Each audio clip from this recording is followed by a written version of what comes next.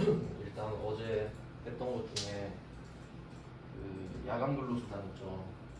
이게 비과세로 찍혀 있는 건데 어제 안 바뀌었잖아요. 해봤는데 분명히 되는데 왜 안 되는지 모르겠는데 한 번 더 보여드리겠습니다. 혹시 의심하시나요?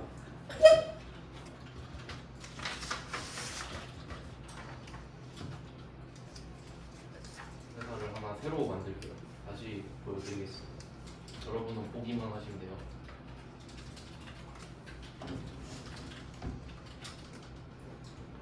전산대문 이응으로 하나 만들었어요.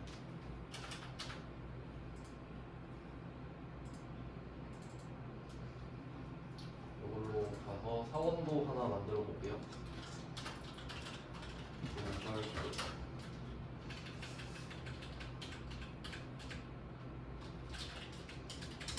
한 명 만들었어요. 김철수. 이 사람은 기본값이 생산직 여부가 부로 돼 있습니다. 이 사람은 사무직이에요. 사무직. 자, 이렇게 해서 이 사람 급여를 한번 줘볼게요. 급여 자료는요. 1월 31일로 하겠습니다. 밑에 야간 근로수당 있죠? 이게 원래 기본값이 비과세로 돼 있잖아요. 비과세. 자, 근데 여기다가 뭐 20만 원을 쓰면 이게 과세로 들어가죠. 왜냐면 생산직 부로 돼 있었으니까 요거를 냅두고 다시 사원 등록으로 들어가서 그 사람 김철수의 10번 있죠. 생산직 등 여부를 여로 바꾸는 거예요. 네, 이런 식으로 바꿨어요. 바꾸고 자, 그럼 이건 이미 적었잖아요. 이미 적은 거 과세인데 이제 바꾸는 법 알려드렸죠. 재계산. 여기서 전체 선택을 하신 다음에 전체 사원 다 바꾼단 소리예요. 계산 누르면 처리됐대요. 비과세로 바뀌었죠. 그러니까 어제 이렇게 안 됐었잖아요. 그거 왜 그런지 모르겠네. 원래는 이게 정상이라는 걸 보여드리려고. 네, 원래는 이렇게 되니까 걱정 안 하셔도 될 것 같아요. 네, 어제 안 됐던 AS를 한번 해드렸고, 그 다음에 급여자료 입력 어제 항목 다 봤는데 비과세 내용들을 다 알려드렸죠. 마지막 부분만 하면 돼요. 그 9번, 10번이죠. 회사. 요즘 트렌드잖아요. 회사. 네, 9번, 10번을 한번 해봅시다. 그래서 이게 무슨 내용이냐면 뭘 하는 건지 한번 생각을 해보셔야 돼요. 그 사이클을 이게 흐름을 파악을 하셔야 되거든요. 그러니까 우리가 처음 했던 게 어떤 사람이 회사에 들어왔다 그러면 사원 등록 하죠. 사원 등록. 회사 들어왔으니까 등록한 김에 그 가족 내용도 다 적잖아요. 인적공제 하려고. 그래서 부양가족 명세 있었죠. 부양가족 명세. 여기서 인적공제를 다뤘고. 그리고 일을 할 때마다 한 달에 한 번씩 월급 주죠. 급여 자료 입력. 여기다가 원천 징수 이행 상황 신고서. 급여를 줄 때 원천 징수를 하니까 그 내용을 신고까지 하는 겁니다. 납부도 하고요. 이런 내용인데 그럼 이거를 급여 자료 입력을 12번 하겠죠. 1년에. 그럼 이게 12개를 모으면 연말정산을 한번 해주면 돼요. 근데 지금 딱 연말정산하는 시즌이죠. 2월 월급 때 같이 정산을 해주니까. 근데 뭐 저 같은 경우는 제가 작년 9월에 여기 퇴사했거든요. 그러니까 정규직 퇴사예요. 저는 이제 알바예요. 그러면 9개월치까지만 급여자료 입력 있잖아요. 그러면 그거까지만 연말정산을 해줘요. 맞죠? 무슨 말인지 아시겠죠? 그러니까 이 사람이 계속 다니면 1년마다 끊어서 해주면 되잖아요. 12개씩. 근데 중간에 퇴사하는 사람도 분명히 있잖아요. 그럼 그 중간 연말정산을 해줘야 된다. 그래서 중도 퇴사하면은 중도 정산을 한번 해줘야 됩니다. 이해됐죠? 그러면 그 8번까지 어제 했던 문제들은 퇴사를 안 했잖아요. 그러니까 뭐 굳이 할 필요가 없었지. 근데 9번, 10번은 둘 다 퇴사죠. 네, 그러니까 요걸 해봐야죠. 퇴사 많이 하니까요. 네, 그러면 얘 같은 경우는 기출 문제를 받아서 좀 해볼까요? 자료 있는 거 토대로 하는 게 좀 확실하겠죠? 그 부가가치세 수정신고랑 좀 비슷한 맥락이라고 보시면 되는데요. 구글 들어가서 98회 받아봅시다. 전산 패밀리도 98회. 이제 퇴사 이슈가 나온 문제 중에 가장 최근입니다. 저번이 105회였는데 한 1년 전쯤에 나온 것 같아요.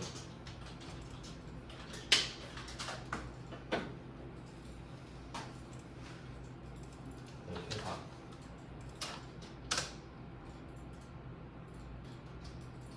성남 전산회계학원이 걸렸습니다. 여기서 뭐 받아볼게요. 받고 바로 압축 푸는 거 아시죠?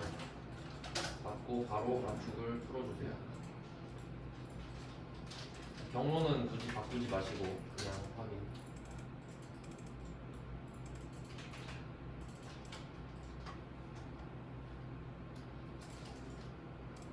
네, 여기서 임시 수험 번호는 1211112예요. 1211112. 감독관 확인 번호는 7112이고요.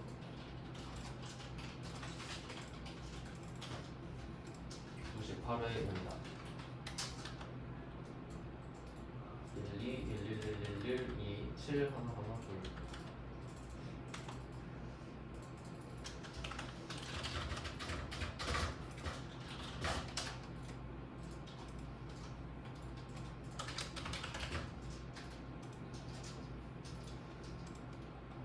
다 들어오셨죠? 1211112 7112입니다.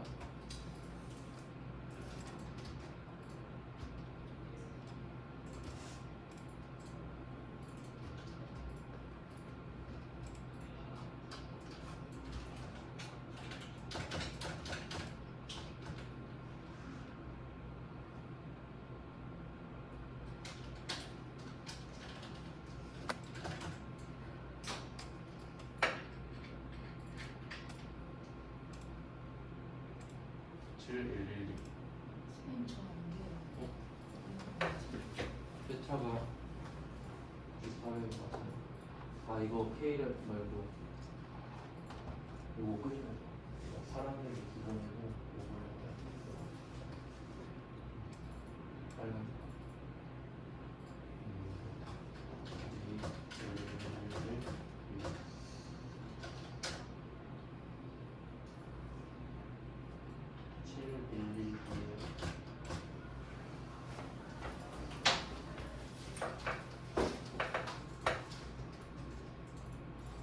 네, 이제 들어왔죠?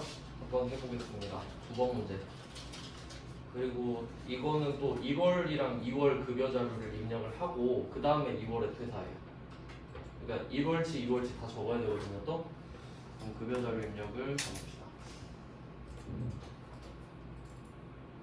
웬만하면 좀 특이한 문제나 어려운 문제를 맨 앞에다 넣었거든요. 유형별로. 그러니까 최근 문제가 조금 그런 게 많아요. 그러면 9번 문제는 지금 나 인턴 얘 퇴사시켜야 되는데 1월 월급부터 줘야 되죠? 1월 쓰고 네, 그리고 날짜는 항상 그 문제마다 다른데 보통 말일이긴 한데요.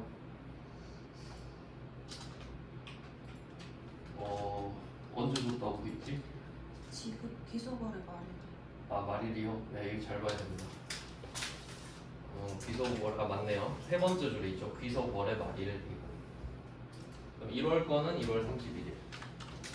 혹시 이거 그 월마다 며칠까지 있는지 잘 모르시면은 이런 방법이 있어요. 오른쪽 밑에 보면 달력 있죠? 이걸 보시면 돼요. 이거 본다고 뭘 안 합니다. 컴퓨터로 시험 보는 거니까. 계산기도 써도 돼요. 자, 그러면 여기서 나 인턴을 고르 한 명밖에 없네 어차피. 그러면 1월 거를 입력을 해볼게요. 그리고 또 그 어제 풀어봤던 것 중에 그런 거 있었죠. 지금 항목이 7개 있는데 다 안 주는 회사도 있잖아요. 괜히 항목 있는데 금액 비면 기분 나쁘죠. 그래서 어제 풀어봤던 것들은 사용하지 않는 거는 부로 할 것 이런 거 봤었죠. 근데 이 문제는 그 말 없죠. 그냥 굳이 없을 필요 없죠. 그냥 냅둡시다. 귀찮으니까. 1월 기본급 200. 그 다음에 그 10대나 뭐 10대밖에 없는데 지금 10대가 과세인지 비과세인지 말 안 해주고 있죠. 아 써있네 비과세라고. 그냥 쓰면 되겠죠.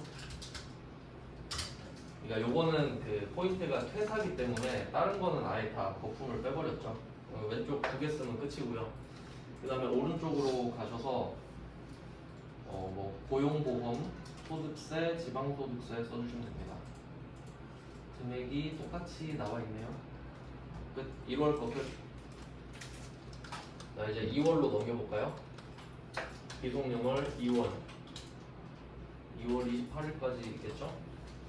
29일까지일 수도 있는데 웬만하면 28일이죠.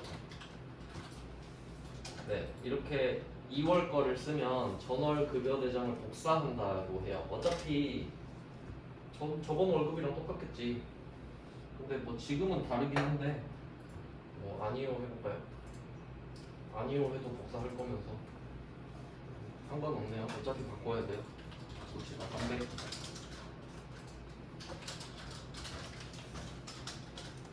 좀 너무 드라마틱하죠? 한 달 만에 뭐 문제니까. 네, 300만 원에 18만 원 적으시고 그 다음에 오른쪽에 국민연금 13만 5천 원, 건강보험 다 적어주세요. 장기요양보험은 건강보험의 몇 퍼센트 이렇게 들어가기 때문에 저절로 산출이 됩니다. 네, 고용보험까지 다 들어왔고요. 그러면 지금 다 한 거죠? 네, 이렇게 2월까지. 근데 이게 차이가 뭐냐면 1월 같은 경우는 그냥 나 인턴이었는데 2월 때 퇴사자로 됐던 것 같은데 한번 이걸 확인해 볼게요. 사원 등록 왜 퇴사자라고 떠 있는지 사원 등록 가보시면 나 인턴 있잖아요. 그 사람 퇴사 찍혀 있거든요. 사원 등록에 나 인턴 우리가 퇴사 안 시켰죠? 근데 밑으로 내려가 보시면 퇴사 연월일이 써 있죠. 네, 요게 포인트거든요. 그러니까 퇴사했다고 했을 때 제가 절차를 좀 알려드릴게요. 퇴사 절차. 왜냐면 이것부터 시작해야 될 수도 있잖아요. 퇴사를 중도퇴사하면 급여자료 입력에서 요거는 좀 새로운 이슈니까 따로 좀 기록을 해봅시다. 급여자료 입력에서 중도퇴사했다 라고 하면 첫 번째 순서가 사원 등록에서 16번 퇴사 연월일을 쓰는 거예요.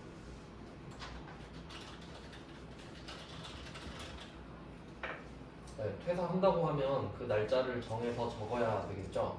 이제 빼야 되니까 이게 1번인데 그러면 지금 이 문제는 이게 생략된 거죠. 이미 얘가 해놨으니까. 근데 안 적혀 있으면 우리가 써야 돼요. 당연한 거겠죠. 그 다음에 2번 2번은 급여자료 입력 가야죠. 이제 네, 사원 등록은 가서 확인만 하시는 거예요. 퇴사 찍혀 있으니까 잘 됐고 이제 급여자료 입력. 그러면 2월까지 주고 퇴사잖아요. 자, 그럼 2월 다시 들어가 봅니다. 여기서 해야 될 게 위쪽 보시면은 중도 퇴사자 정산 있죠. 딱 지금 써야 될 것 같잖아요. 네, 요렇게 두 개가 있는데 뭐 분납 이야기는 안 하기 때문에 그냥 이런 거는 그냥 글자 자체를 클릭하시면 돼요. F7 중도 퇴사자 정산. 자, 이렇게 누르면 창이 알아서 떠요. 요율이 정해져 있기 때문에 우리가 뭐 딱히 할 건 없고 전선상으로 이미 다 정리가 되어 있어요. 우리가 할 건 없습니다. 그냥 다 돼 있어요. 기본적으로. 자, 그리고 그 맨 밑에가 결과물이겠죠. 76번의 차감징수세. 항상 세금은 플러스 있죠. 양수가 우리가 내는 거예요. 세금 10,000원 하면 10,000원을 내는 거예요. 근데 마이너스 써 있으면 우리가 받는 거예요. 그러니까 연말정산에서 환급 받는 거지 지금. 얼마 되진 않지만. 자, 이렇게 해서 밑에 퇴사 월 소득세 반영 이거 해야 될 것 같죠. 네, 퇴사 월소득세 반영을 눌러봅니다. 바뀌는 건 없어요 사실. 근데 그냥 뭘 해야겠죠. 그러면 급여자료 입력해서 한번 적어볼까요? 어떻게 왔는지. F7 중도 퇴사자 정산 눌렀고,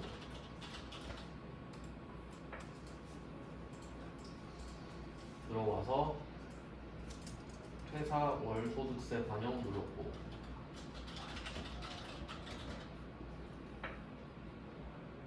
사실 뭐 하나마다 차이는 없는데, 네, 여기까지 눌렀죠? 그 다음에 뭐 해야 될 것 같아요? 급여 반영을 하겠지. 눌러주시면 돼요. 급여 반영.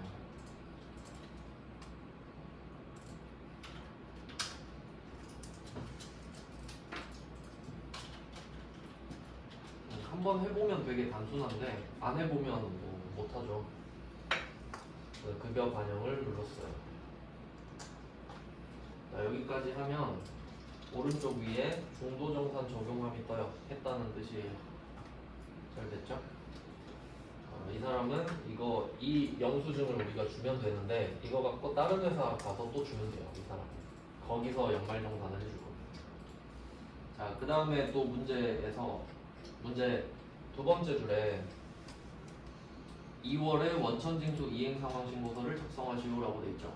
원래는 1월 것도 해야 되지만 지금 컨셉이 2월에 퍼싱이 돼 있으니까 2월 걸로 합시다. 얘는 이제 끄셔도 되죠. 자, 그 다음에 세 번째 거가 원천징수 이행상황신고서 2월 것만 들어갑니다. 귀속. 네, 원천징수 이행상황신고서로 들어왔고요. 귀속기간이랑 지급기간 다 2월이죠. 그러면 이제는 맨 앞에만 2월을 쓰고 그냥 엔터를 쫙 갈기면 됩니다.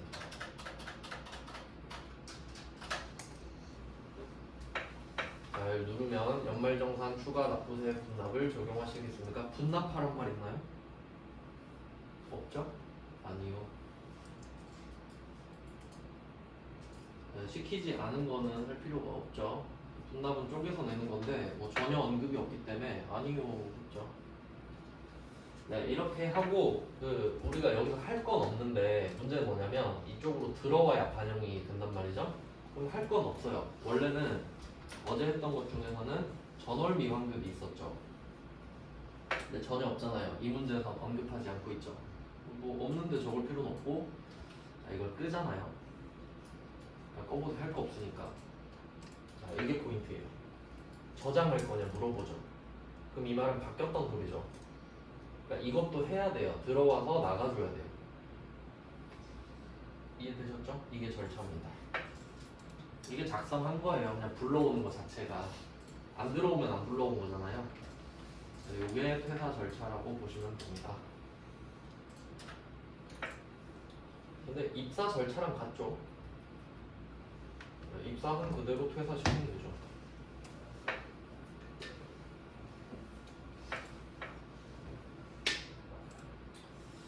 그러면 10번 문제는 혼자 할 수 있겠죠?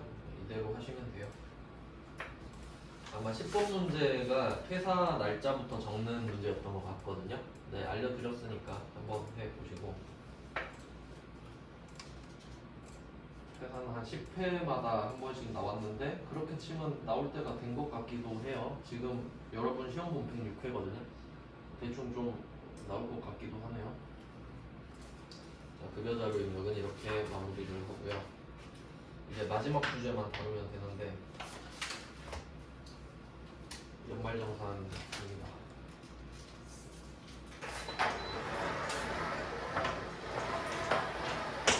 오늘 이론을 정리하고 다음 시간에 자료를 드리고 풀어볼 거예요.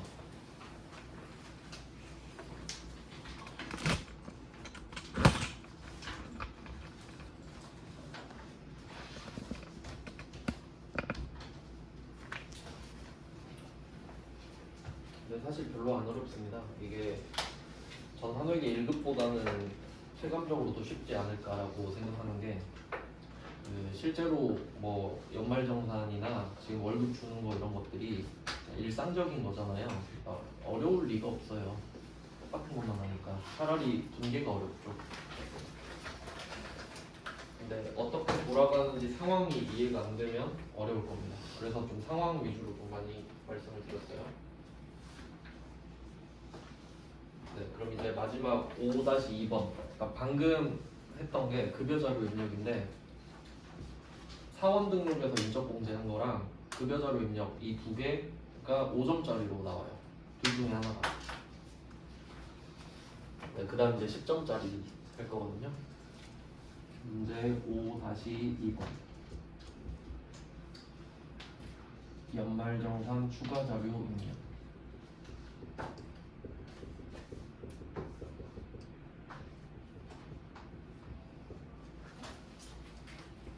네, 흐름을 말씀드렸는데 처음에 회사 들어오면 사원 등록, 월급 주면 급여 자료 입력, 원천징수 이행 상황 신고서, 급여 12번 받으면 연말정산 이렇게 되겠죠. 그래서 이제 급여를 12번 줬다 치고 연말정산을 해주는 겁니다.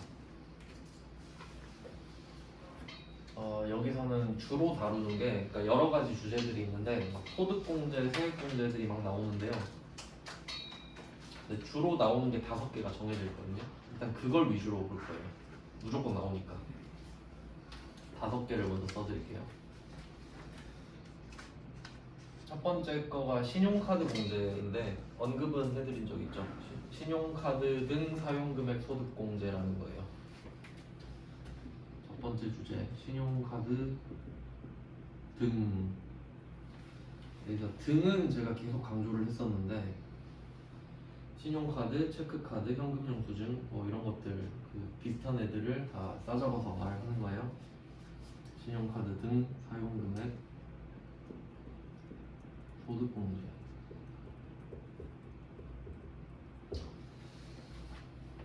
첫 번째 주제입니다.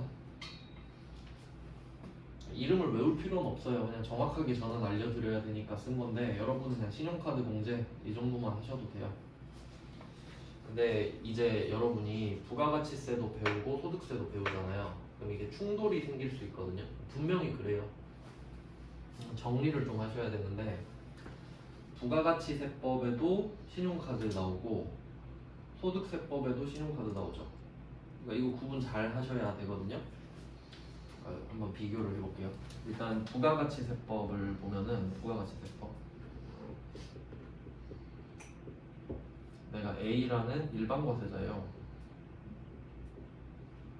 그러니까 세법마다 내 이름이 달라요. 약간 어떤 느낌이냐면 먼저 다 적어볼게요. 소득세법. 여기서는 우리가 같은 사람이 될 수는 없는데 그냥 만약에 된다고 치면 그러니까 똑같은 A거든요.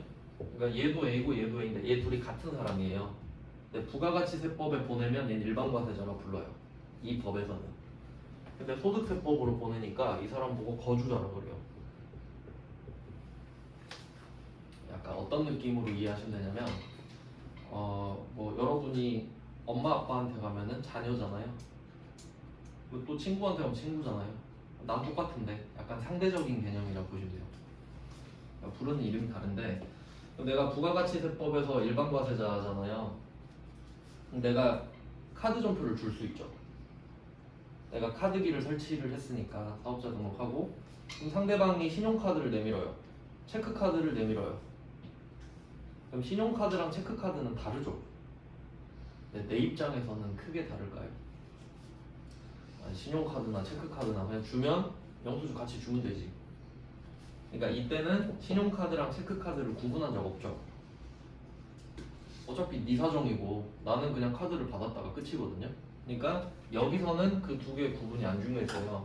근데 이제 소득세법으로 가면은 우리가 그런 상황은 아니지만 근로소득자라고 치면 그럼 이번엔 우리가 카드를 쓰는 거죠. 그러니까 A 때는 그러니까 이 부가가치세법에서는 네가 카드를 쓰는 거고 나는 그 영수증만 주면 되는 상황이고요. 근데 이 소득세법에서는 내가 쓰는 거예요. 근로소득자로서. 그러면 신용카드를 쓰면 외상하는 거죠. 돈 없어도 신용카드 쓸 수 있잖아요. 신용카드를 쓰는 건 외상이죠. 근데 체크카드는 내 돈 쓰는 거죠. 여기선 구분을 한다 이거예요. 알겠죠? 그래서 부가가치세법에서는 체크카드를 구분하지 않았는데 여기서는 구분을 한다는 거예요. 이유를 말씀드린 겁니다. 그러니까 네가 쓰냐 내가 쓰냐이기 때문에. 그러면 이게 그 소위 말해서 가라로 물적공제라고 알려드렸죠. 그러니까 인적공제는 내 가족으로 소득공제를 받는 거고, 물적공제는 내가 돈을 써서 공제를 받는 거예요. 가칭 물적공제.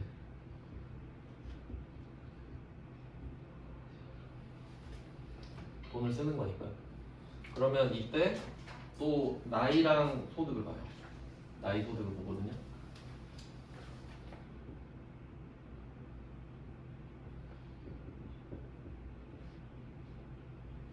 나이 요건이랑 소득 요건을 볼 겁니다. 신용카드는 나이 요건을 안 봐요. 소득 요건만 봅니다.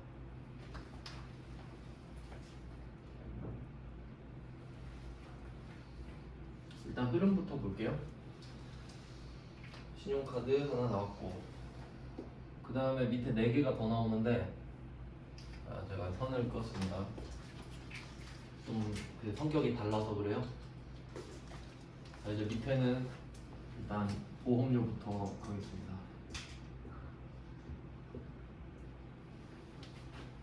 보험료. 그냥 보험 아시죠? 보험. 근데 그 명칭을 좀 잘 구분하셔야 되는데, 보험료랑 보험금이랑 같습니까? 보험료는 우리가 내는 거죠. 납입하는 거. 보험금은요, 받는 거죠. 그러니까 보험료면 낸다라는 소리죠. 그럼 이거 돈 쓴 거 맞죠? 근데 왜 제가 여기 선을 그어놨냐면, 여러분 카드 쓰는 거, 그다음 보험료 납부하는 거, 이 두 개 동시에 일어날 수 있죠. 보험료를 카드로 결제할 수 있죠. 흔히 있는 일이잖아요. 보험료는 비싸니까 뭐 할부로 끊는 경우가 많죠. 그럼 이때 둘 다 해줄까요? 그럼 만약에 보험료 200 긁었어요. 카드로 보험료 200 긁었어요. 그럼 보험료 200, 카드 200 이렇게 해줄까? 그럴 리가 없죠. 세금도 2번 떼면 안 되지만 공제도 2번 해주지 않죠. 그러면 이렇게 경합을 하면 누구 먼저 해줄 거냐, 이런 이슈가 있겠죠. 그래서 지금 선을 그어놓은 거예요. 그러니까 이 신용카드는 결제 수단이잖아요. 결제 수단. 근데 이 보험료는 어디에다 돈을 썼나 이거죠. 근데 성격이 다르잖아요. 그러니까 겹칠 수 있다고. 쭉 써볼게요. 첫 번째가 보험료인데, 보험료는 나이랑 소득을 다 봅니다. 나이랑 소득을 다 봐요. 제가 일부러 색깔 지금 다르게 쓰고 있거든요. 그러니까 둘 다 충족해야 되는 건 파란색으로 적은 거예요. 근데 카드는 하나만 하면 되니까 그냥 검은색으로 했거든요. 이제 외우는 방법도 좀 있어서 나름대로. 그 다음에 두 번째는 의료비입니다. 의료비.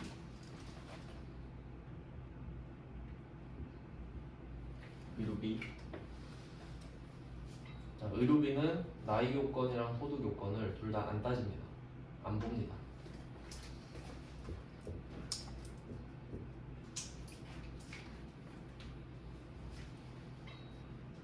그러니까 보험료랑 의료비가 대비되죠. 보험료는 둘 다 충족해야 되고, 의료비는 둘 다 충족할 필요가 없거든요. 그 다음에 세 번째가 교육비입니다. 교육비. 교육비는 소득 요건만 보면 돼요.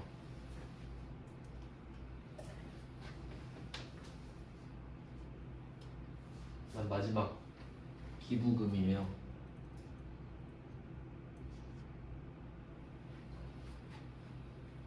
이제 뭐 기부를 하는 이유 중에 하나이기도 하죠.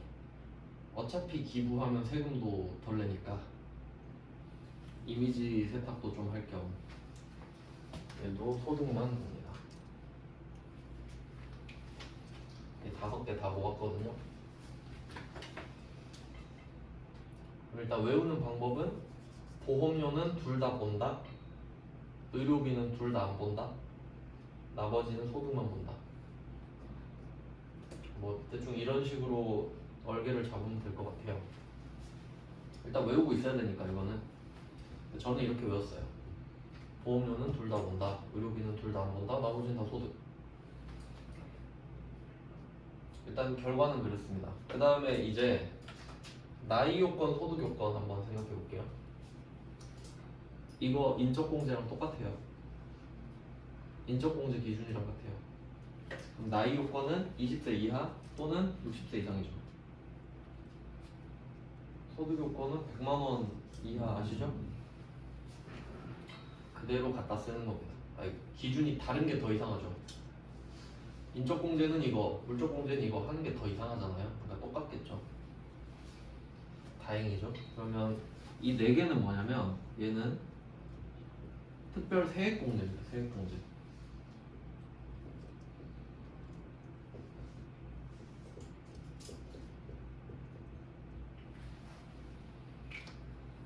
그러니까 카드는 소득공제고 밑에는 세액공제거든요.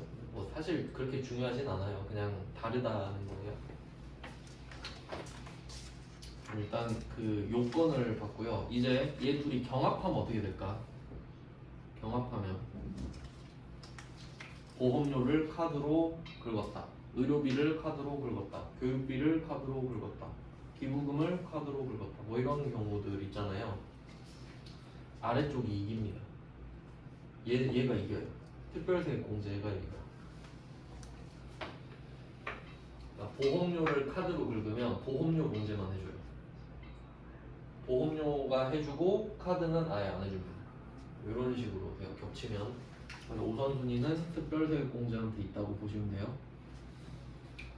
그리고 얘가 안 해주면 얘가 받아서 해주는 식이에요. 우선순위가 있다는 겁니다. 네, 이거는 뭐 하면서 자세히 설명드릴 건데 대충 틀은 이렇고요. 그 다음에 예외가 하나 있어요. 예외. 이 중에 심상치 않은 애가 하나 있어요. 의료비. 얘는 그냥 아무것도 안 따지고 그냥 해주거든요. 거기다가 이거 받고 카드로 의료비 긁으면 카드도 해주고 의료비도 해줍니다. 얘는 중복공제가 돼요. 의료비를 1000만 원 카드로 긁잖아요. 그럼 의료비도 1000만 원 썼고 카드도 1000만 원 썼다고 해줘요.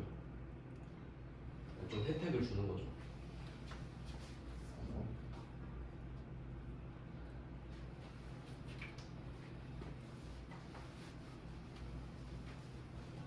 네, 얘는 중복공제가 돼요. 그러니까 의료비는 좀 편하겠죠, 할 때. 네, 이렇게 했습니다. 이제 누가 나이 요건, 소득 요건이 충족돼야 되는지를 하나씩 볼 거예요. 상식적으로 접근해야 됩니다. 그러니까 지금 내가 연말정산을 받는 거잖아요. 내가 근로소득자인데, 그러면 신용카드인데 나이 요건, 소득 요건을 따진대. 그럼 당연히 나는 다 되잖아요. 근데 왜 갑자기 이 이야기를 하냐 이거지. 내 부양가족 바운더리에 있는 사람 있죠. 그 사람이 쓴 카드일 때도 있으니까. 그럴 수도 있잖아요. 그러면 그 사람의 이거를 따진다고, 소득 요건. 예를 들면 내가 있고 배우자가 있죠. 이게 배우자가 나한테 배우자가 인적공제, 물적공제 따로 가야 된다는 거예요. 기준이. 그러니까 기준은 똑같은데 두 번 따로 봐야 된다. 그러면 만약에 이 배우자가 전업주부라고 할게요. 소득 없어요. 그러면 인적공제로 가볼게요. 배우자는 나이 안 따지죠. 그리고 소득 보정. 그럼 이 사람은 인적공제 받을 수 있죠. 배우자 덕분에. 근데 이제 물적공제로 왔어요. 배우자가 신용카드가 있는 거예요. 신용카드가. 그럼 이 사람이 카드를 써요. 그러면 이 카드 쓴 거 누가 돈 갚아줄 거예요? 이 사람 소득 없는데. 그럼 내가 갚아주겠지. 맞아요? 그러니까 배우자가 쓴 것도 내가 공제받을 수 있다고. 이런 맥락으로 가야 될 거 아니에요. 이해됐죠? 왜 소득을 보는지. 그럼 만약에 배우자가 뭐 전문직이에요. 그럼 이 사람 카드 쓴 걸 내가 공제받을까? 뭐 그럴 리가요. 왜 해주죠? 본인이 본인 거 받아야겠죠, 그럼. 그러니까 이 구조가 이해가 돼야 돼요. 그러니까 소득이 없어야 그 사람 쓴 카드도 내가 내겠구나. 그럼 결국 내가 쓴 거잖아요. 맞죠? 그래서 그 부양가족 내에 있는 사람 소득 요건을 본다는 거예요.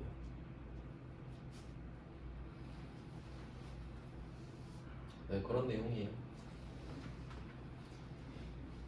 근데 신용카드는 그 대상 중에 안 되는 대상이 있는데 무조건 안 되는 대상이 있거든요. 형제자매는 무조건 안 돼요. 형제자매 명의는 이 사람이 소득이 없어도 안 돼요. 시험에 내기 좋겠죠? 형제자매는 그냥 안 돼요.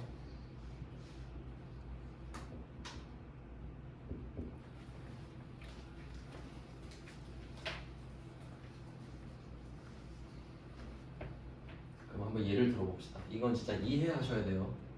그냥 막 이것만 외우는 게 아니라 만약에 내가 있고 내 막둥이 동생이 있다고 할게요. 나이 차이가 꽤 많이 나요. 그러니까 나는 사회생활을 하는데 얘는 학생이라고 할게요. 그럴 수 있겠죠? 둘이 살아요 이렇게. 그럼 내가 얘 동생 그 용돈 주고 싶잖아요. 근데 얘 명의의 체크카드가 있는 거야. 얘 체크카드 있을 수 있죠. 근데 내가 이 체크카드에 입금을 해주고 있는 상태야. 그럼 얘는 이 체크카드를 쓰겠죠? 그럼 실제로 내 돈 쓰는 거잖아요 얘가. 근데 이거 돼요? 안 된다고. 그럼 이거 모르면 헛돈만 쓰는 거지. 공제 하나도 못 받고 용돈만 주고. 그럼 무슨 방법이 있을까요? 내 명의. 내 명의 카드 주면 되지. 내 카드인데 이거 써? 하면 되죠. 아니면 내 명의로 된 현금 영수증 카드를 줘. 현금 쓸 때마다 이거 긁으라고. 현금 영수증 카드. 아니면 내 명의 카드. 이해됐죠? 그러니까 이걸 알아야 피할 거 아니에요. 그러니까 형제 이럴 때는 반드시 내 명의로 줘야 될 거 아니에요. 이해됐죠? 배우자면 상관없지. 배우자 명의 거 써도 내가 되니까. 그런 상황이에요. 형제자매는 그냥 안 됩니다.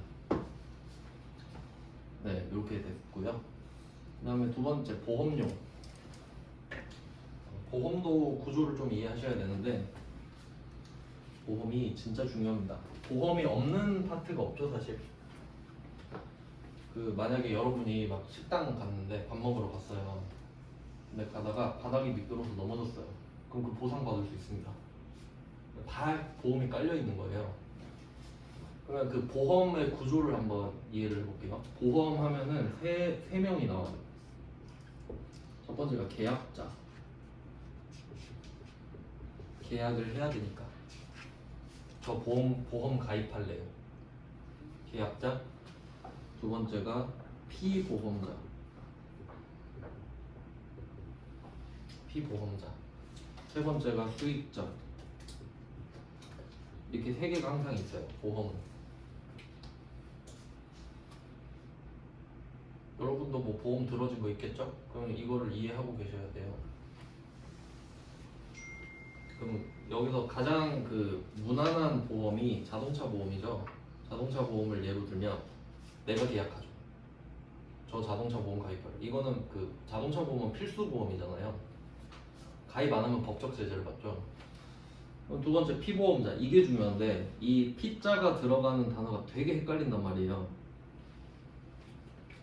피해자 할 때 피가 당한다는 뜻이거든요. 그럼 피해자는 해를 당하는 거잖아요. 가해자는 해를 가하는 거고. 그건 쉽죠.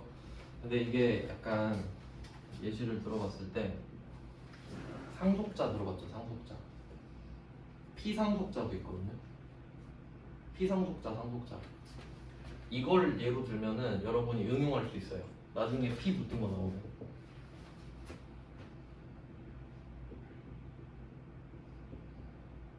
이거 엄청 헷갈려 하거든요. 일반인들은 잘 몰라요. 그 상속자 드라마도 있지 않았나요? 그러면 상속자가 누구예요? 주는 사람이에요? 받은 사람이에요? 받은 사람으로 나오지 않아요? 상속자가? 상속이 받는 거예요, 뜻이. 얘 받았죠? 그럼 피상속자는 준 사람이 되는 거야. 피가 반대라는 뜻이에요. 그냥 반대. 준 사람. 그래서 이거 세법 가르치는 사람들이 어떻게 하냐면 그 피상속자 이거 외우게 하려고 피 흘리고 죽은 사람이 피상속자다 이렇게 가르쳐줘요. 다 그래요 다. 그렇게 하면 외울 수 있거든. 외울 수 있죠? 그럼 피보험자는 사고 나서 피난 사람이라고 하죠 그러면. 그러면 누가 사고 났을 때 보험 혜택 받냐 이거지 피보험자는. 그럼 내 이름으로 가입했잖아요 자동차 보험을. 그럼 내가 피보험자지. 내가 사고 나면 혜택 받죠. 근데 저는 그 제 차에 아빠 이름도 넣어놨거든요. 그럼 피보험자가 나랑 아빠지. 가끔 타면 한번 넣어주기도 하잖아요. 가족 너무 싸니까. 그런 느낌이에요. 그러면 수익자는 그 보험금을 받는 사람이겠죠. 근데 이게 왜 따로 있나 생각을 해보면 사망보험 때문에 그래요. 예를 들어 그 사망보험 있잖아요. 저번에 이은행가 봐 있지 않았나? 사망보험 가지고 보험 사기. 그러면 내가 만약에 배우자 거 사망보험을 들 수 있잖아요. 계약자. 그러면 피보험자는 배우자죠. 그럼 수익자가 배우자일 수 있어요? 죽은 사람한테? 의미가 없잖아요. 그럼 사망보험은 피보험자랑 수익자가 같으면 안 되지. 이해됐죠? 그러니까 이 세 개가 있긴 있는 거라고 형식적으로. 그럼 자동차 보험은 보통 세 개가 같겠죠. 이해되셨죠? 그러면 이 세 개 중에 누구 기준을 보는 걸까요? 나이랑 소득. 잘 생각해야 돼요. 이해를 하셔야 돼요. 지금 연말정산 하고 있잖아요. 그럼 당연히 내 돈 쓴 이야기 하고 있죠. 내 돈을 쓴 이야기를 하고 있을 거 아니에요. 그럼 계약자는 나겠지. 그러니까 아니어도 상관은 없어요. 그러니까 돈은 내가 내고 있을 거라고. 안 그럼 이야기를 안 할 거라고요. 그러니까 만약에 아빠가 내 보험을 들어줄 수도 있잖아요. 그럼 그건 아빠가 돈 내죠. 근데 그걸 왜 여기서 이야기하겠냐고. 내 돈 쓴 게 아닌데. 그러니까 여기서 보험료 이야기를 한다는 거는 기본적으로 내 돈을 쓰고 있다는 소리예요. 맞죠? 그럼 누가 중요하겠냐고? 피보험자가 중요하지. 누구 명의로 가입을 해주냐고. 그러니까 돈은 내가 낸 거예요 이미. 근데 누구를 위해서 가입했냐고. 누구를 위해서. 알겠죠? 누구를 위해서입니다. 그럼 내가 배우자를 위해서 가입을 해줬을 수도 있죠. 배우자 자동차 보험 가입시켜주고 내가 돈 낼 수 있지. 그럼 계약자 나, 피보험자 배우자죠. 그럼 그 배우자의 나이, 소득을 보겠다고. 그 사람이 돈이 많으면 네가 왜 내줘? 이렇게 되니까. 이해되시나요? 그러니까 이게 단순히 외워서 되는 게 아니에요. 이거 그냥 기계같이 외울 수는 있겠지. 근데 적용이 안 돼요. 가서 그것만 외우고 있으면 뭐예요? 그냥 보험료 하면 나이, 소득 요건 둘 다 가요. 그럼 그게 뭔데? 하면 적용을 못 하잖아요. 그래서 피보험자 기준이에요. 피보험자.